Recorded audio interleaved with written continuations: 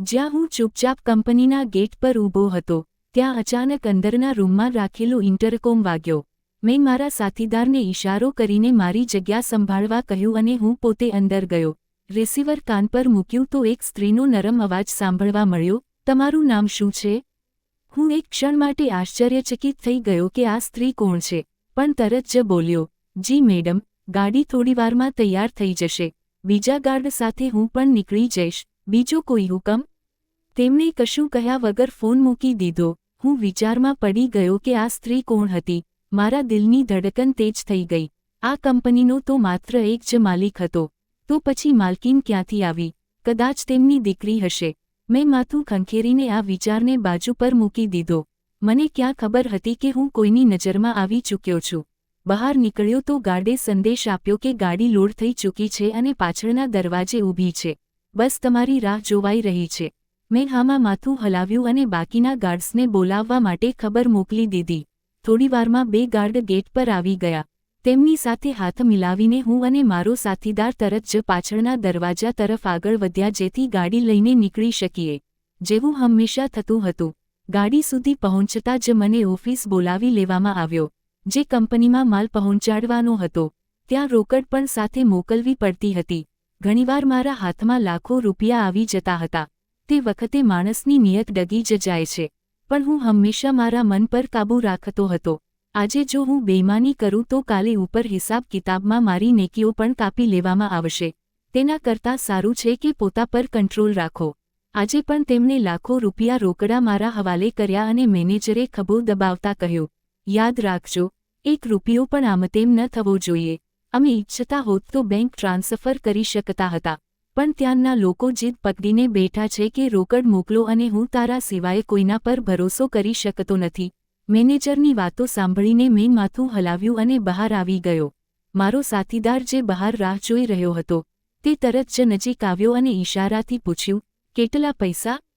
હું થોડી સેકન્ડ્સ ચૂપ રહ્યો, પછી માથું હલાવીને બોલ્યો, આજે પૈસા નથી આપ્યા. મને પહેલેથી જ ખબર હતી કે તેની નિયત ઠીક નથી. જો રકમની ખબર પડી જાય તો લાલચમાં પડી જશે. હું એવી ભૂલ કરવા માંગતો ન હતો જેનાથી મારી જિંદગી ખરાબ થાય. ગાડીમાં બેસતા જ ડ્રાઈવરે એન્જિન સ્ટાર્ટ કરી દીધું. મારી પાસે ઢગલો રોકડ હતી. આજના જમાનામાં આટલા પૈસા બહુ મહત્વ રાખે છે. હું બસ એ જ દુઆ કરી રહ્યો હતો કે અમે સુરક્ષિત પહોંચી જઈએ. ત્યાં જ મારો સાથીદાર મારા ખભા પર હાથ મૂકીને બોલ્યો, કરણભાઈ, જૂઠું ન બોલો, તમારી પાસે પૈસા તો છે. મને ખબર મળી છે કે નોટ તમારી જેકેટમાં જ છે. મેં તેને જોતા કહ્યું, તને એનાથી શું લેવા દેવા છે? આ અમાનત છે. આ પહેલાં કે હું બીજું કંઈ કહેતો, ડ્રાઈવર બોલી પડ્યો, તમારી આ ઈમાનદારીથી મને નુકસાન થઈ રહ્યું છે. તમારાથી પહેલાંનો ગાર્ડ મોટા આરામથી અમુક નોટ કાઢી લેતો હતો. અમને પણ ફાયદો થઈ જતો હતો. પણ તમે તો 1 રૂપિયો પણ આગળ પાછળ કરતા નથી. મેં તેની વાત કાપતા કહ્યું, વિચારો એ દિવસ વિશે જ્યારે ઉપર તમારી નેકીઓ તોડવામાં આવશે અને તેમાંથી કપાત થશે, ત્યારે કેવું લાગશે? બીજાની અમાનતની હિફાજત કરશો તો ભગવાન પણ તમારી હિફાજત કરશે. આ પૈસા આપણા નથી. જેમના છે તેમના સુધી જ પહોંચવા જોઈએ. બંનેએ મોં બગાડી લીધું. મને કોઈને સમજાવવાનું મન ન હતું. પણ અજીબ વાત એ હતી કે આજે દિલ ખૂબ જોરથી ધબકી રહ્યું હતું. લાગી રહ્યું હતું કે કંઈક મોટું થવાનું છે. કંઈક એવું જે જિંદગી બદલીને મૂકી દેશે. એટલામાં મારો મોબાઈલ વાગી ઉઠ્યો. સ્ક્રીન પર અજાણ્યો નંબર હતો. થોડીવાર વિચારીને મેં કોલ રિસીવ કરી લીધો. બીજી તરફે જ સ્ત્રીનો અવાજ ગૂંજ્યો, કરણ, કેટલી વારમાં વેન કંપની પહોંચશે? બીજો સામાન પણ લોડ કરવાનો છે અને મેનેજરે તને કેટલા પૈસા આપ્યા છે? મેં શાંત થઈને કહ્યું, જુઓ મેડમ, હું તમને ઓળખતો નથી. ન ક્યારેય તમારી સાથે મુલાકાત થઈ છે કે ન મેં તમને સામે જોયા છે. હું આ રીતે મારી જાણકારી તમને આપી શકતો નથી. સારું રહેશે કે જ્યારે હું કંપની પહોંચી જાઉં તો તમે મને પોતે મળી લો. અચાનક તેમનો અવાજ ગુસ્સામાં ભરાઈ ગયો, મુજથી પહેલાં સવાલ કરીશ? 2 મિનિટમાં નોકરીમાંથી કાઢી મૂકીશ. હજી તું મને જાણતો નથી. હું બલદેવ સાહેબની દીકરી છું. રિયા નામ તો સાંભળ્યું હશે. હું થોડીવાર માટે ચૂપ થઈ ગયો. બલદેવ સાહેબની દીકરીનું નામ રિયા જ હતું. હવે મને સાચે જ ગભરાહટ થવા લાગી. હું અજીબ હાલતમાં હતો. શું તેમને પૈસા વિશે જણાવી દઉં કે ચૂપ રહું? હું હજી કોઈ નિર્ણય કરી જ શક્યો ન હતો કે અચાનક તેમનો અવાજ ફરી ગુંજ્યો, સમજ નથી આવી રહી કે હું શું પૂછી રહી છું? બોલ, બાબાએ આ વખતે કેટલા રોકડા તને સોંપ્યા છે? આગળ કંપની અમારી પાસે સવાલ કરે છે જેથી હું તેમને તસલ્લીથી જવાબ આપી શકું. મેનેજર હજી ઘરે ચાલ્યો ગયો હતો. મેડમ કંઈક કહેવા જઈ રહી હતી કે મેં કહ્યું, મેડમ માફ કરજો પણ હું તમને ઓળખી નથી રહ્યો. જ્યાં સુધી હું તમને એકવાર આંખોથી જોઈ ન લઉં, મને ચેન નથી આવતું. હું મારી અંગત વાતો નથી જણાવી શકતો. હા, કંપનીવાળી વેન 2 કલાકમાં પહોંચી જશે. હજી થોડો રસ્તો બાકી છે. મેડમ કંઈક કહેવા જઈ રહી હતી કે મેં ફોન કાપી દીધો. નોકરી ભલે જતી રહે પણ મારી અંગત વાત જણાવવી મને ખૂબ જ ખતરનાક લાગી અને જે ગભરાહટ મને સતાવી રહી હતી. ખબર નહીં કેમ આજે કંઈક જુગતું લાગી રહ્યું હતું, જેમ કે કંઈક ખરાબ થવાનું હોય. મોબાઈલ મૂકતા જ ડ્રાઈવર બોલ્યો, રિયા મેડમ સાહેબના ખૂબ જ લાડલા મેડમ છે. કંઈક નુકસાન ઉઠાવશો? હું તરત બોલ્યો, તેમના લાડલા હોવાથી મને ફરક નથી પડતો, પણ આ અંગત સંબંધિત વાતો છે જે હું નથી જણાવી શકતો. ભગવાન ન કરે જો એ છોકરી કોઈ બીજી નીકળી. મેં તો તેને જોઈ જ નથી. મારો નંબર તો મેં તેને આપ્યો જ નથી, તો પછી તે મને કોલ કેવી રીતે કરી શકે છે? ત્યારે જ મારો સાથી ગાર્ડ બોલ્યો, તારો નંબર ઓફિસમાં નોંધાયેલો છે, ત્યાંથી જ લઈ લીધો હશે. હાલ મેં કોઈને કંઈ કહ્યું નહીં. કંઈક તો ગરબડ હતી જે વારંવાર મનમાં ચેતવી રહી હતી. અમારી વેન થોડી જ આગળ ગઈ હતી કે મને એવું લાગ્યું જાણે 2 ગાડીઓ અમારી પાછળ છે. મેં ડ્રાઈવરને કહ્યું, કાચમાંથી જરા બહાર જો, કોઈ અમારી ગાડીની પાછળ આવી રહ્યું છે. તે હસીને બોલ્યો, અરે શું વાત કરો છો? આ તો રોડ છે, અહીં તો 1000 ગાડીઓ આવતી જતી રહે છે. મેં કહ્યું, મજાક નથી કરી રહ્યો, ઓવરટેક કર. મને થોડીવારથી અજીબ વિચાર આવી રહ્યો છે. 2 ગાડીઓ અમારી પાછળ છે અને અમારી પાસે પૈસા પણ છે. તેમની સુરક્ષા અમારી જવાબદારી છે. ધ્યાન રાખજે. તેણે પાછળ જોયું અને બોલ્યો, નહીં, તમે ભ્રમમાં છો. કંઈ નથી, પણ મારું દિલ વારંવાર કહી રહ્યું હતું કે કંઈક તો ગરબડ છે. જે દેખાઈ રહ્યું છે તેવું નથી. મેં ધીમે ધીમે રામનું નામ જપવાનું શરૂ કરી દીધું અને એક નાનો મેસેજ કંપનીને મોકલી દીધો જેથી જો કંઈ થયું તો આરોપ મારા પર કે મારા સાથીઓ પર ન લાગે. સાથે જ દુઆ પણ કરી રહ્યો હતો કે કંઈ ખરાબ ન થાય. પૈસા કોઈના પણ હોય, મહેનતની કમાણી જ હોય છે. હું જે 17,000 રૂપિયા કમાતો હતો અને મારું ઘર ચલાવતો હતો, આ વાત હું અને મારી વિધવામાં સારી રીતે જાણતા હતા. પણ કહે છે ને કે જ્યારે ખરાબ તરફની વસ્તુઓ તમારી આસપાસ ઘેરાવા લાગે છે તો રોકી શકવું મુશ્કેલ થઈ જાય છે. ત્યારે જ અમારી ગાડી એક સુમસામ રસ્તા પર આવી અને સામે 2 બાઇક ઊભી રહી. તેના પરથી 4 ડાકુ નીકળ્યા. બંદૂકો લઈને અમારી ગાડી તરફ આવ્યા. હું અને મારો સાથી હાથમાં બંદૂક લઈને તૈયાર થયા, પણ ડ્રાઈવર અને બીજો સાથી એટલા ડરી ગયા કે પોતાની બંદૂકો ઉઠાવવાની હિંમત જ ન કરી શક્યા. ડાકુઓએ તરત જ ગાડીનો દરવાજો ખોલ્યો અને ડ્રાઈવરને બહાર ખેંચી લીધો. મેં પૈસા મારા ખિસ્સામાંથી કાઢીને સીટ નીચે ફેંકી દીધા અને જ્યાં સુધી હું કંઈ સમજી શકું ત્યાં સુધી મને પણ જબરદસ્તી બહાર ખેંચવામાં આવ્યો. મેં એક ડાકુના નાક પર જોરથી વાર કર્યો તો બાકીના લોકો મારી તરફ ધ્યાન આપવા લાગ્યા. મેં સાથી ગાર્ડને કહ્યું, તું જલ્દીથી તેની પીઠ પર વાર કર, બાકીના 2ને હું સંભાળું છું. કોઈ પણ બચીને જશે નહીં. નહીં તો આ આપણને નુકસાન પહોંચાડશે. પણ તે બંને ડરના માર્યા ભાગી નીકળ્યા. હું મારા સાથી ગાર્ડ્સ અને ડ્રાઈવરને બોલાવી રહ્યો હતો, પણ કોઈ ઊભું ન રહ્યું. બધા ભાગી ગયા. મેં એક ડાકુની કમર પર લાત મારી અને બીજાનું ગળું પકડી લીધું. તેમના હાથમાં બંદૂકો હતી, પણ કદાચ મારી તેજી જોઈને તેઓ પણ ડરી ગયા. થોડી જ વારમાં મેં ચારેયને કાબૂમાં કરી લીધા. ભારે જોર આજમાઈશ થઈ પણ પરિસ્થિતિ પર કાબૂ મેળવી લીધો. તે ચારેયને એટલા ખરાબ રીતે માર્યા કે તેઓ પાછળ વળ્યા વગર ત્યાંથી ભાગી ગયા. હું ગાડી પાસે ઊભો શ્વાસ લઉં તો બસ ધ્રુજારી થઈ રહી હતી. આ શું થયું? હું પોતે સમજી શકતો ન હતો. આજે એ જ છોકરીનો ફોન આવ્યો અને આજે જ આ ડાકુ આવી ગયા. ખબર નહીં તેમની વચ્ચે શું સંબંધ છે. મનમાં કંઈક તો ગુંજી રહ્યું હતું. મેં તરત મેનેજરને ફોન કરીને બધી ઘટના જણાવી દીધી. મને ગાડી ચલાવતા નહોતી આવડતી અને ડ્રાઈવર અને સાથી ગાર્ડ ક્યાં ભાગી ગયા કંઈ ખબર ન હતી. તે બંનેને મેં ફોન નહોતો કર્યો. તેમના પર ગુસ્સો આવી રહ્યો હતો કે આમ પોતાના સાથીને છોડીને ભાગી જવું બેશરમ છે. જો તેઓ મને મારી નાખતા તો જવાબદાર કોણ હોત? મેનેજરે કહ્યું, પરેશાન ન થા, હું માણસ મોકલું છું. બસ તું તારી સુરક્ષા કર. ગાડી અંદર બંધ કરી લે અને ત્યાં જ બેસ. તે બંનેનો બંદોબસ્ત આજે જ કરી દઈશ. મેં કંઈ કહ્યું નહીં, પણ નક્કી હતું કે ત્યાં પહોંચીને હું તે છોકરીનો ઉલ્લેખ જરૂર કરીશ. હું બેવકૂફ નથી કે પરિસ્થિતિ ન સમજું. સત્ય મારી સામે હતું. જે પણ છોકરી હતી તેણે ફોન કરીને અમારી લોકેશન જણાવી અને પોતાના માણસોને મોકલ્યા. આ ડાકુ અનુભવી નહોતા, પણ લડાઈ કરીને મને એ લાગ્યું કે આ સામાન્ય લોકો હતા અને તેઓ સમજી ન શક્યા કે કોને મારવો છે અને કોને બચાવવો છે. એટલા માટે તેમણે પહેલી જ વારમાં ગોળી ન ચલાવી. નહીંતર જો તેમણે ગોળી ચલાવી હોત તો પરિસ્થિતિ ખૂબ ખરાબ થઈ શકતી હતી. થોડી જ વાર પછી કંપનીની વેન ત્યાં આવી પહોંચી. ગાડીમાંથી મેનેજર અને એક ડ્રાઈવર અને કેટલાક ગાર્ડ્સ ઉતર્યા. મેનેજરે મને ગળે લગાવી લીધો અને મારી પ્રશંસા કરતાં કહ્યું, વિશ્વાસ જ નથી થતો કે અમારી પાસે આવો હીરો છે. આજે તે જે કામ કર્યું તે કોઈએ પહેલાં નથી કર્યું, પણ પોતાના જીવને આમ જોખમમાં ન નાખવો જોઈતો હતો. જો તેઓ તને મારી નાખતા તો અમે શું કરત? મેં કહ્યું, મેં આ નોકરી પસંદ કરતી વખતે પોતાને કોઈ પણ હાલતમાં મરવા માટે તૈયાર કરી દીધો હતો. ખેર, હજી આ જગ્યા સુરક્ષિત નથી. ચાલો હટીએ. હોઈ શકે છે કે તેઓ પાછા આવી જાય. મેનેજરે કહ્યું, હા, પૈસા કાઢ અને મારી બીજી વેનમાં ચાલ. આ વેનમાં તું અને પૈસા સુરક્ષિત નહીં રહો. મેં સીટ નીચેથી પૈસા કાઢ્યા અને મેનેજરના હાથમાં પકડાવ્યા અને બીજી વેન તરફ ચાલવા લાગ્યો. મેનેજરે માથું હલાવતા કહ્યું, તું ખૂબ જવાબદાર માણસ છે. હું તારાથી ખૂબ પ્રભાવિત થયો.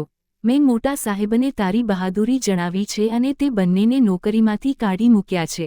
કારણ ડાકુઓનો હુમલો નહીં, કારણ તેમની બેજવાબદારી છે. તું તેમની સાથે લડી રહ્યો હતો તો તેમની જગ્યાએ જ હતી કે તારી સુરક્ષા કરવા માટે ત્યાં રોકાય. પણ તેઓ તો ડરીને ભાગી ગયા. આવા લોકો અમારી કંપનીને આગળ પણ નુકસાન પહોંચાડી શકે છે. એટલે હવે તેઓ અમારી સાથે કામ નહીં કરે. હું કંઈક બીજું કહેતો તે પહેલાં જ હું બોલ્યો હતો, નહીં, નોકરીમાંથી ન કાઢો. મારા સાથી ગાર્ડની બે નાની દીકરીઓ છે અને ડ્રાઈવરની પણ દીકરી છે. જો તેમની નોકરી જતી રહી તો તેમની દીકરીઓ અને આખા ઘરને મોટી મુશ્કેલી થઈ જશે. તેમને એક મોકો તો આપવો જ જોઈએ. આખરે દરેક માણસને પોતાનો જીવ વહાલો હોય છે. હું કંઈક બીજું કહેતો તે પહેલાં જ મેનેજર બોલ્યો, તું પણ તો માણસ છે. તે પણ તો અમારી ખાતર પોતાનો જીવ દાવ પર લગાવી દીધો હતો. આટલી બહાદુરીથી મુકાબલો કર્યો. તારી પણ તો વિધવામાં છે. તારું પણ તો તેમના સિવાય કોઈ નથી. વાત ખરેખર ઈમાનદારીની હોય છે. જે માણસ પોતાની ડ્યુટી ઈમાનદારીથી નિભાવવાનું જ નથી જાણતો તેના માટે શું લડવું? મોટા સાહેબે પણ એ જ કહ્યું છે કે તે બંનેને નોકરીમાંથી કાઢી મૂકવામાં આવે. હાલ તું ટેન્શન ન લે. તારા માટે તો હવે મોટા મોટા ઇનામ તૈયાર છે. મેં મેનેજરની આંખોમાં એક અલગ ચમક જોઈ. એવું લાગી રહ્યું હતું જાણે કંઈક છે જે તે મારાથી છુપાવી રહ્યો છે. થોડા દિવસોથી તેનું વલણ મારી સાથે ખૂબ સારું હતું, પણ હવે જે રીતે તે વર્તન કરી રહ્યો હતો તે મને અંદરથી ખૂંચી રહ્યું હતું. મેં ખૂબ બહાદુરીનું કામ કર્યું હતું, એટલે મને ખબર હતી કે ઇનામ તો મળશે જ. જો ઇનામ નહીં તો શાબાશી તો નક્કી મળશે.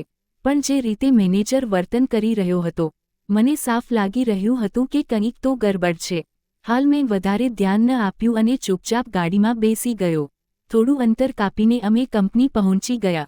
હું ગાડીમાંથી ઉતરું તે પહેલાં જ મેનેજરે કહ્યું, એક કામ કર, હવે તું રજા લઈ લે. ઘરે જઈને આરામ કર. ઈજા બીજા તો નથી થઈ? મેં નામાં માથું હલાવ્યું તો તે બોલ્યા, સારું, કોઈ બીજા સાથે વાત કરવાની જરૂર નથી અને તારો મોબાઈલ હમણાં બંધ રાખજે. કાલે સવારે કેટલા વાગે આવીશ? હું નોર્મલ અંદાજમાં બોલ્યો, સવારે ટાઈમ પર આવી જઈશ. મારી ટાઈમિંગ 7 વાગ્યા સુધીની છે. તેણે માથું હલાવ્યું અને અંદર ચાલ્યો ગયો અને હું ગાડીમાંથી ઉતરીને પાર્કિંગ તરફ આગળ વધ્યો જેથી મારી બાઇક લઈને ઘરે જાઉં. હજી હું પાર્કિંગમાં પહોંચ્યો જ હતો કે અચાનક મને ખૂણામાં એક માણસ ઊભેલો દેખાયો જે ફોન પર વાત કરી રહ્યો હતો. તે વખતે કંપનીની પાર્કિંગમાં ભલા કોણ હોઈ શકે છે? આ સમય ન બ્રેકનો હતો ન રજાનો, પણ કામનો સમય હતો અને બધાને સખત સૂચના હતી કે જ્યાં સુધી ઓફિસ પૂરી ન થાય, કોઈ બહાર નહીં જાય. હું ધ્યાનથી જોવા લાગ્યો. ત્યારે તે ફરી મારી તરફ ફર્યો અને પછીની જ પળે હું હેરાન રહી ગયો કારણ કે સામે ઊભેલો શખ્સ બીજો કોઈ નહીં પણ તે 4 ડાકુઓમાંથી એક હતો જેનો ચહેરો મેં જોયો હતો. હું તેની પાછળ ભાગ્યો, પણ આ પહેલાં જ તે ભાગતો ભાગતો પાર્કિંગમાંથી નીકળી ગયો. હું મારી જગ્યાએ હેરાન ઊભો રહી ગયો. આખરે આ ડાકુ અહીં કેવી રીતે પહોંચ્યો? શું તે મારો પીછો કરી રહ્યો હતો? આ જ વિચારીને હું પરેશાન થઈ ગયો. થોડીવાર ત્યાં જ ઊભો રહ્યો, પછી બાઇક સ્ટાર્ટ કરીને ત્યાંથી નીકળી ગયો. મારા દિમાગમાં અનેક પ્રકારના વિચારો આવવા લાગ્યા. ક્યાંક આ ડાકુ મેનેજરે તો નથી મોકલ્યો? અને તે છોકરી કોણ હતી જે સવારથી મારી સાથે વાત કરવાની કોશિશ કરી રહી હતી? આ બધો મામલો શું હતો? મેં નક્કી કરી લીધું હતું કે બલદેવ સાહેબ સાથે આ વિશે જરૂર વાત કરીશ. મારો પગાર માત્ર 17,000 રૂપિયા હતો, પણ હું જવાબદાર માણસ હતો. સિક્યોરિટી ગાર્ડની નોકરી જવાબદારીની નોકરી હોય છે જેમાં પોતાનો જીવ હથેળી પર રાખવો પડે છે, પણ હું પોતાને સુરક્ષિત રાખવા માંગતો હતો. થોડું અંતર કાપીને હું ઘરે પહોંચ્યો તો મારી માં મને જોતાં જ ખીલી ઉઠી. જ્યારથી અમે પપ્પાને ગુમાવ્યા હતા, અમે બંને એકબીજાના ખૂબ જ નજીક થઈ ગયા હતા. મારી જિંદગીમાં તેમના સિવાય કોઈ ન હતું અને તેમના માટે પણ હું જ બધું હતો. હું તેમની પાસે બેઠો તો તેમણે મારા કપાળ પર હાથ ફેરવતા કહ્યું, હું તારી જ રાહ જોઈ રહી હતી. આજે મેં તારા માટે છોકરીવાળાઓને બોલાવ્યા છે. હવે ખેરથી તું પણ 25 વર્ષનો થઈ ગયો છે. હું ઈચ્છું છું કે તારા માથે પણ સેહરો સજાવું અને તું તારા ઘર પરિવારનો થઈ જાય. હું તરત બોલ્યો, નહીં માં, મારે લગ્ન નથી કરવા. આ જે બહારની સ્ત્રીઓ હોય છે, ઘરનું માહોલ બગાડી દે છે અને હું તારાથી અલગ નથી થવા માંગતો. તું જ મારું બધું છે. મારી વાત સાંભળીને માં તરત બોલી, દરેક છોકરી એક જેવી નથી હોતી અને ભલા ઘરનું માહોલ ત્યાં બગડે છે જ્યાં 3-4 ભાઈ બહેન હોય છે. તું તો મારી એકમાત્ર સંતાન છે. તે સ્ત્રી શા માટે તને મારાથી અલગ કરશે? તેને પોતે જ અહેસાસ થઈ જશે કે આ બૂઢી સ્ત્રીનું તેના દીકરા સિવાય કોઈ નથી. હું માને ગળે લગાવતા બોલ્યો, જિંદગીને હકીકતના હિસાબે જીવ્યા કર. હું તારું દિલ તોડવા નથી માંગતો, પણ આ હકીકત છે કે આજકાલ એવી છોકરીઓ ખૂબ ઓછી મળે છે જે ઘરને જન્નત બનાવી દે. આજકાલ તો મોટાભાગની છોકરીઓ ઈચ્છે છે કે લગ્ન થતાં જ અલગ થઈ જાય અને છોકરાની જિંદગી બરબાદ કરી દે. એટલે હું ઈચ્છું છું કે હજી મારા લગ્ન ન થાય જ્યાં સુધી હું સંપૂર્ણ રીતે સમજદાર ન થઈ જાઉં. મારી વાત સાંભળીને માં તરત બોલી, ચૂપ રહે. આખો દિવસ હું એકલી હોઉં છું. તારા પપ્પા આ દુનિયામાંથી ચાલ્યા ગયા છે. તને તો મારો અહેસાસ જ નથી. કેટલું એકલવાયુંપણું અનુભવું છું. હવે તારા લગ્ન કરાવીશ તો ઘરમાં રોનક હશે, તારા બાળકો હશે, ઘરમાં ચહલ-પહલ હશે. નહીંતર તું કામ પર ચાલ્યો જાય છે અને આખો દિવસ હું એકલી ઘરમાં રહું છું. આખું ઘર સુમસામ થઈ જાય છે. માની વાત સાંભળીને હું હળવું હસી દીધો. મને ખબર હતી કે જો તેમણે નક્કી કરી લીધું છે કે મારા લગ્ન કરાવવા છે તો હવે કોઈ તેમને રોકી શકે તેમ નથી. હાલ મારો ઈરાદો લગ્નનો ન હતો. મારો પગાર માત્ર 17,000 રૂપિયા હતો. ભલા આ પગારમાં કોનું પેટ પાળું? હું માને આ વાત સમજાવવા માંગતો હતો, પણ તે વખતે ચૂપ રહેવું જ સારું સમજ્યું. તેમની ખ્વાહિશનું માન રાખવું મારો ફરજ હતો. સમય ધીમે ધીમે પસાર થતો ગયો. સાંજે 5 વાગ્યાથી માં બેચેન થઈને આંગણામાં આંટા મારવા લાગી. તેમની બેચેની મારી સમજની બહાર હતી. હું તેમને જોઈને બોલ્યો, અરે થયું શું છે? તમે આટલા પરેશાન કેમ થઈ રહ્યા છો? સગાવડાઓ જ તો આવી રહ્યા છે. કોઈ મોટા ઓફિસર નથી કે તમે આટલા બેચેન થઈ રહ્યા છો. મારી વાત સાંભળીને માં બોલી, તેમને ઘરેથી નીકળે 1.5 કલાક થઈ ગયો છે અને અહીં સુધી આવવામાં માત્ર 15 મિનિટ લાગે છે. અત્યાર સુધી તો આવી જ જવા જોઈતા હતા. માની વાત સાંભળીને હું પણ થોડો હેરાન થયો. હા, આ વાત તો સાચી હતી કે જો 15 મિનિટનું અંતર છે તો ટ્રાફિકમાં ફસાઈને માણસ અડધા કલાકમાં પણ પહોંચી શકે છે. પણ હવે તો 1.5 કલાક થઈ ગયો હતો. હું તરત બોલ્યો, તમે તેમના ઘરે ફોન કરો અને પૂછો કે તેઓ ક્યારે નીકળ્યા હતા અને જણાવી દો કે હજી સુધી તેઓ અહીં નથી પહોંચ્યા. મારી વાત સાંભળીને માએ તરત ફોન કરી દીધો, પણ ત્યાંથી જવાબ સાંભળીને માં થોડી ક્ષણ ખામોશ રહી અને પછી માત્ર એટલું કહીને ફોન મૂકી દીધો કે જેવું તમને ઠીક લાગે. તેમના ચૂપ થતાં જ હું તેમની પાસે ગયો અને હાથ પકડીને બોલ્યો, શું થયું માં? તમે આટલા ઉદાસ કેમ લાગી રહ્યા છો? તે પોતાની આંખોમાં આવેલી ભીનાશ લૂછતા બોલી, બેટા, તેમનું કહેવું છે કે તેઓ અમારા ઘરે નથી આવી રહ્યા. તમારો દીકરો માત્ર 17,000 કમાય છે. અમારી દીકરી તમારા ઘરે ખુશ નહીં રહે, પણ અમારી દીકરી તમારા ઘરે આવીને વધુ પરેશાન થઈ જશે. અમે અમારી દીકરીને 2 સમયની રોટલી ખવડાવી શકીએ છીએ. અમે કોઈ સારો જ સંબંધ શોધીશું. તમારા દીકરામાં એવી કોઈ કાબિલિયત નથી જે અમે અમારી દીકરી તમારા દીકરાને આપીએ. આ કહેતા જ માં રડવા લાગી હતી. જ્યારે હું ચૂપ થઈ ગયો હતો, મને ખબર હતી કે આ બધું સાચું છે. એક ગાર્ડને પોતાની દીકરી આપવી દરેક માટે સરળ નથી હોતું અને આટલો ઓછો મહિનાનો પગારવાળો હોય તો વધુ મુશ્કેલ હોય છે. હું તો પહેલેથી જ લગ્નની વિરુદ્ધ હતો, પણ તે વખતે મેં માને કોઈ ટોક ન મારી. તે પરેશાન લાગી રહી હતી. હું તેને મારા ગળે લગાવીને બોલ્યો, અરે માં, તું કેમ આટલી ગભરાઈ રહી છે? જો તેમણે ના પાડી દીધી તો કોઈ બીજો સંબંધ જોઈ લઈશું. તે પોતાની આંખોની ભીનાશ લૂછતા બોલી, બેટા, આ 5મો સંબંધ છે. દરેક શખ્સને તારો પગાર કેવી રીતે ખબર પડી જાય છે? મને સમજ જ નથી આવતી. જ્યારથી તે આ નોકરી શરૂ કરી છે, સંબંધો વારંવાર ના પાડી દેવામાં આવી રહ્યા છે. પહેલાં તું કપડાની દુકાન પર કામ કરતો હતો. મેં 2 સંબંધ જોયા હતા અને લોકો તરત માની ગયા હતા. પણ મેં ના પાડીને આવી હતી કારણ કે છોકરીઓ પસંદ નહોતી આવી. પણ હવે મારા મોઢા પર ઇનકાર કરવામાં આવી રહ્યો છે. હેરાનીની વાત એ છે કે તારો પગાર કોણે જણાવી દીધો? ન હું કોઈ સગાને પગાર જણાવું છું અને ન તે પોતે કોઈને જણાવ્યું છે. કંઈક તો ગરબડ છે. કોઈ તારી જાસૂસી કરી રહ્યું છે. પોતાની હિફાજત કરજે. આજકાલ કોઈ કોઈને ખુશ નથી જોતું. માની વાતો સાંભળીને હું અટકી ગયો અને કહ્યું, શું મતલબ છે તારી આ વાતોનો? પગાર તો તું છોકરીવાળાઓને નથી જણાવતી. તેણે માથું હલાવીને કહ્યું, અરે ભાઈ, જ્યારે છોકરી આવશે તો છત નીચે જ રહેશે. કોણ તેને રોડ પર ભીખ માંગવા મોકલી દેશે? હું એ જ વિચારીને કોઈને નથી જણાવતી, પણ મને શું ખબર હતી કે પહેલેથી જ તારી વિરુદ્ધ જાસૂસી થઈ રહી છે. બેટા, તું તારી આસપાસ થોડું ધ્યાન આપ. હોઈ શકે છે કે તારી કંપનીમાં કોઈ દુશ્મન હોય જે તારા પર નજર રાખી રહ્યો હોય. માની વાત સાંભળીને હું તરત બોલ્યો, માં, હું કોઈ મોટી શખ્સિયત નથી કે મારા પર નિગાહ રાખવામાં આવે. હું એક સામાન્ય ગાર્ડ છું જેની કોઈ ખાસ હેસિયત નથી. તમે આટલું ટેન્શન મારા કામને લઈને ન કરો. હજી મોટી નોકરી નથી મળી. જેવી મળશે હું પોતે મીઠાઈઓ ખવડાવી દઈશ. માં રડતા રડતા પોતાના રૂમમાં ચાલી ગઈ.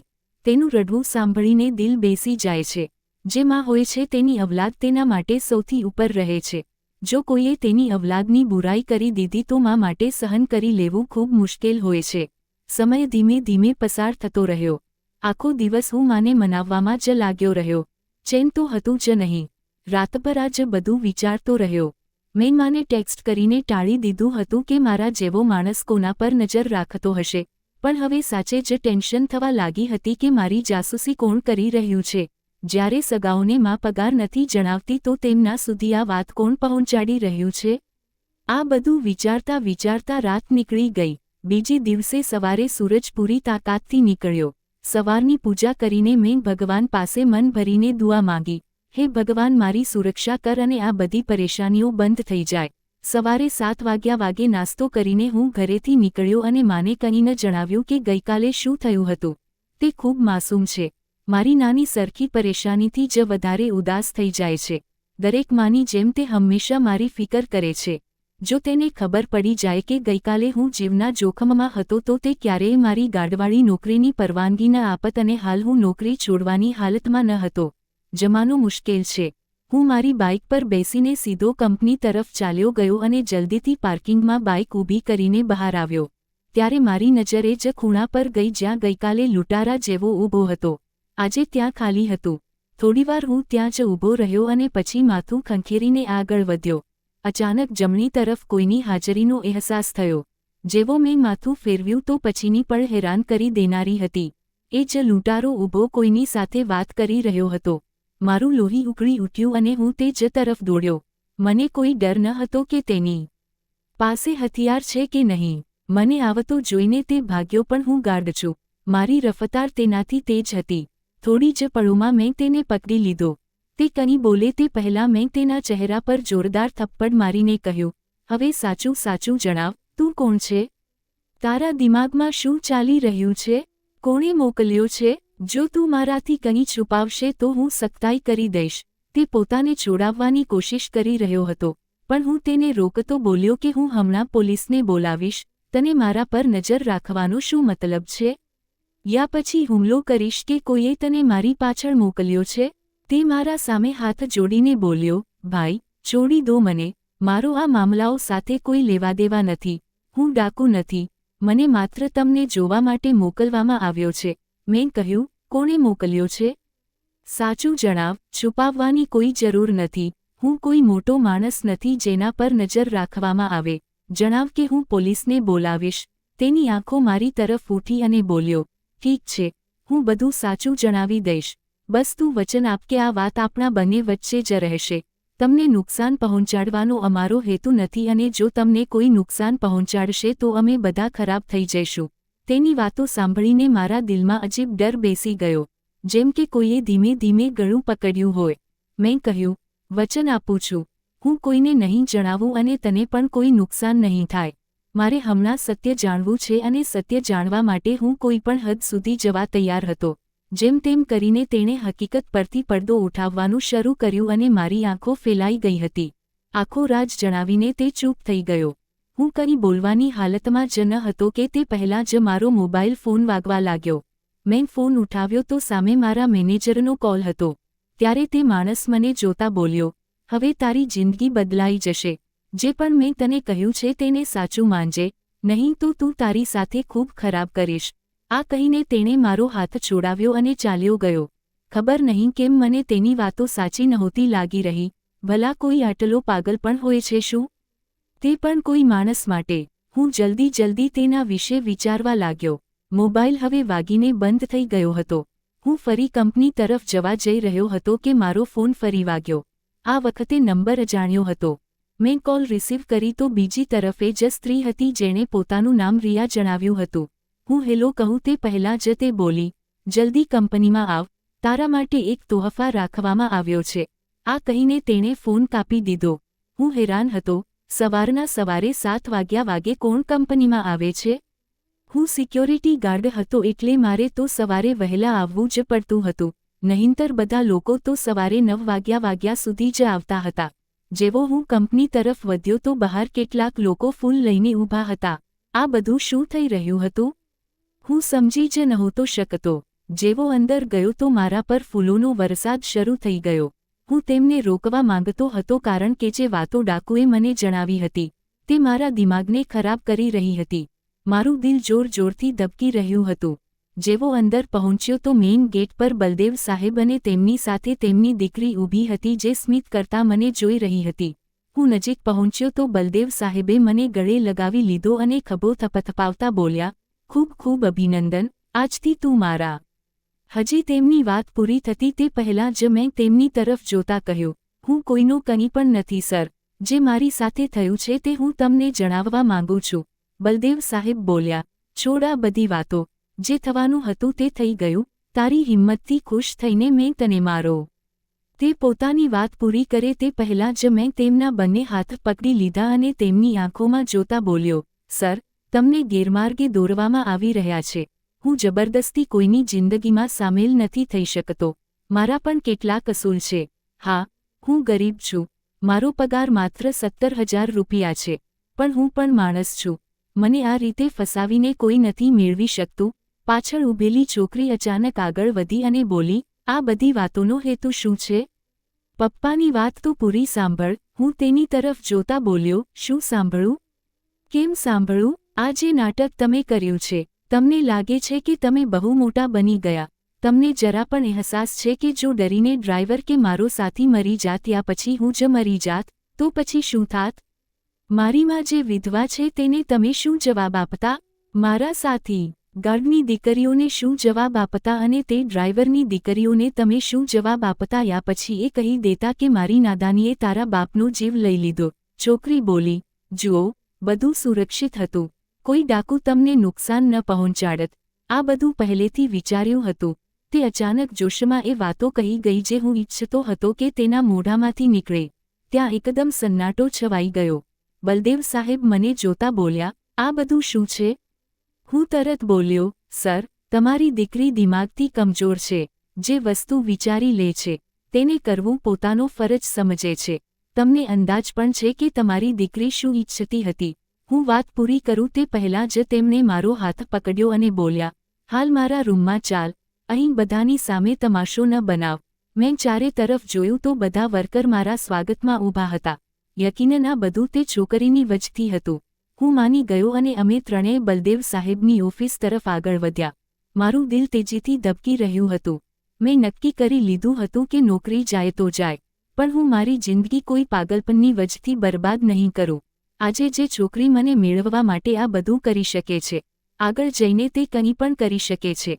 ડાકુએ મને જણાવ્યું હતું કે 6 મહિના પહેલાં જ્યારે હું નોકરી પર આવ્યો હતો ત્યારે જ આ છોકરી મને જોઈને દીવાની થઈ ગઈ હતી.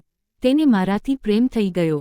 જો કોઈને મોહબ્બત થાય છે તો સામેથી કહી દે છે.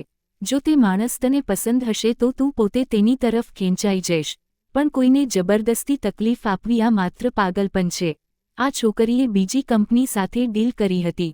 જે પૈસા પહેલાં બેંકમાં આવતા હતા હવે તે રોકડમાં આવવા લાગ્યા. આ વાત તેના બાપને પણ નહોતી ખબર. બધું તે પોતાની રીતે સંભાળી રહી હતી. જ્યારથી હું આવ્યો હતો ત્યારથી જ આ બધું નાટક થઈ રહ્યું હતું. દરેક ગાર્ડના મોઢે આ જ ચર્ચા હતી. પહેલાં આવું ક્યારેય નહોતું થયું. હવે ખબર નહીં આ બધું શું થઈ ગયું છે કે રોકડ લઈને અમારે બીજી કંપની જવું પડે છે. આ બધું રિયાએ બનાવેલો પ્લાન હતો જેથી તે પોતાના બાપને મારી તરફથી પ્રભાવિત કરી શકે. તે તેમને એ બતાવવા માંગતી હતી કે તમારી દીકરી જેને પસંદ કરી રહી છે તે ખૂબ બહાદુર છે. પૈસા તો આવવા જવાની વસ્તુ છે, પણ માણસ હિફાજત કરનારો હોવો જોઈએ. તમારી દીકરી હંમેશા સુરક્ષિત રહેશે. પણ હું આ વાતોને માનતો ન હતો. જે છોકરી ઊભા કોઈને પણ મુસીબતમાં નાખી શકે છે, જે પોતાનું મન મનાવવા માટે કંઈ પણ કરી શકે છે, તે કોઈ પણ હદ સુધી જઈ શકે છે. તેણે એ પણ વિચારી લીધું હતું કે જો હું ડરીને ભાગ્યો તો મને નુકસાન પહોંચાડી દેશે યા પછી હમદર્દી બતાવીને મારી સાથે લગ્ન કરી લેશે. એટલે તે આ હદ સુધી જવા તૈયાર થઈ ગઈ હતી. હું રૂમમાં ગયો તો તે પોતાના બાપ સાથે ઝઘડી રહી હતી, પણ મને જોતા જ બંને ચૂપ થઈ ગયા. તેની તરફથી તેના બાપ બોલ્યા, જુઓ, જે થવાનું હતું તે થઈ ચૂક્યું. રિયાએ મને બધું જણાવી દીધું છે, પણ મારો નિર્ણય હજી પણ એ જ છે. મારી દીકરી તને ખૂબ ચાહે છે અને એટલે હું તને મારો જમાઈ બનાવવા માંગુ છું. સ્ત્રીનું ચાહવું ગુનો નથી હોતો. સ્ત્રીને પણ હક છે પોતાની પસંદ કરવાનો. તું ના કેમ પાડી રહ્યો છે? મારી દીકરીમાં શું કમી છે? ભણેલી ગણેલી છે, પૈસાવાળી છે, સમજદાર છે, તને સાચો પ્રેમ કરે છે. જ્યારે હું મજબૂરીમાં બોલી પડ્યો, પણ તેની પાસે દિલ નથી. આ પોતાનું મન મનાવવા માટે કોઈ પણ હદ સુધી જઈ શકે છે. હું અને કંઈક કહેતો તે પહેલાં જ રિયા ઘૂંટણીએ બેસી ગઈ અને મને જોતા બોલી, હું સાચું કહું છું. હું તને ખૂબ પ્રેમ કરું છું. આ દેખાડાવાળો પ્રેમ નથી. મેં તને મેળવવા માટે ઘણું બધું કર્યું છે. મને ખબર હતી કે મારા બાપ ક્યારેય નહીં માને, પણ મેં તેમને ખૂબ મુશ્કેલીથી મનાવ્યા છે. ભગવાન માટે મારા પ્રેમની કદર કરી લે. હું વચન આપું છું કે તને ક્યારેય ફરિયાદનો મોકો નહીં આપું. તને તારી જગ્યા આપીશ. તને તે બધું આપીશ જેની દરેક માણસ ખ્વાહિશ કરે છે. તું કેમ ના પાડી રહ્યો છે? જ્યારે તને મોકો મળી રહ્યો છે તો તું આ મોકાનો ફાયદો કેમ નથી ઉઠાવી રહ્યો? જ્યારે હું તેને જોતા બોલ્યો, જુઓ રિયાજી, જો તમે મારાથી લગ્ન કરવા માંગો છો તો હું તમારી જગ્યા નહીં લઉં. તમે તમારા બાપ સાથે કારોબાર ચલાવવા માંગો છો તો ચલાવો. હું કોઈ રોકનાર નથી, પણ હું તમારો હકદાર નહીં બનું. મારી ગેરતા ગવારા નહીં કરે. હા, એટલું જરૂર ઈચ્છું છું કે મને સિક્યોરિટી ગાર્ડની જગ્યાએ તમે ક્યાંક બીજી નોકરી અપાવી દો, જ્યાંથી હું કમાઈને તમારા ખર્ચા પૂરા કરવાની કોશિશ કરી શકું. પણ તમને મારાથી વચન આપવું પડશે કે તમે મારી સાથે મારા ઘરમાં રહેશો, મારી માં સાથે રહેશો અને તેમની સાથે બદતમીજી ક્યારેય નહીં કરશો. તે ખૂબ સીધી સાદી સ્ત્રી છે અને મને ખૂબ પ્રેમ કરે છે. તમે તેમને પોતાની માં સમજશો. ત્યારે રિયા તરત ઊભી થઈને બોલી, જેવું તું કહીશ તેવું જ થશે. આ કહેતા જ તેણે પોતાના બાપ તરફ જોયું. મને લાગ્યું હતું કે તે માણસ હવે મને ખીજવાશે, પણ એવું ન થયું. તે આગળ વધીને મને ગળે લગાવી લીધો અને મારો ખભો થપથપાવતા બોલ્યા, મેં જિંદગીમાં ક્યારેય વિચાર્યું ન હતું કે હું મારી દીકરીને કોઈની સામે ઝૂકતા જોઈશ. પણ આજે આ નજારો જોઈને મને ખરાબ ન લાગ્યું પણ ખુશી થઈ રહી છે કે મારી દીકરી દરેક પરિસ્થિતિનો સામનો કરવો જાણે છે, સંબંધોને અહેમિયત આપવી જાણે છે. હું તારા ઘરે આવીને તારી માં સાથે વાત કરવા માંગુ છું. જ્યારે મેં હાલ તેમને ના પાડી દીધી કારણ કે પહેલાં હું માં સાથે પોતે વાત કરવા માંગતો હતો, ત્યારબાદ જ આગળ પગલું ભરતો. બીજે જ દિવસે મેં મારી માને બધું કહી દીધું. તેમને કોઈ વાંધો ન હતો. તેમને વહુ જોઈતી હતી. હા, પણ અહીં પણ મામલો ઉલટો હતો. વહુ તો મળી રહી હતી, પણ નોકરી કરનારી. પણ કહે છે ને કે જ્યારે સ્ત્રી પ્રેમ કરવા પર ઉતરી આવે છે તો બધું કુરબાન કરી દે છે. એવું જ રિયાએ કર્યું. લગ્ન પછી તેણે કારોબારમાંથી પોતાનો હાથ ખેંચી લીધો. હા, પણ તેનો બાપ તેનું ખૂબ ધ્યાન રાખતો હતો અને હું તેમાં કોઈ પણ દખલંદાજી નહોતો દેતો.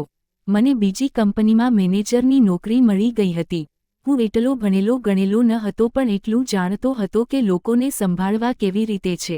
મેં મારી પૂરી જિંદગીમાં એક પાઠ શીખ્યો: જો તમે ઈમાનદાર છો, સાચા છો તો ભગવાન તમને તમારી વિચારથી પણ વધારે આપશે, પણ જો તમે તમારા માલિક સાથે વફાદાર નથી, તેની આપેલી સગવડોનો ખોટો ફાયદો ઉઠાવો છો અને ધોખો કરો છો, તો ભલે કંઈ પણ કરી લો, ક્યારેય પણ સફળ નથી થઈ શકતા. આ જિંદગીનો અસલી અસૂલ છે.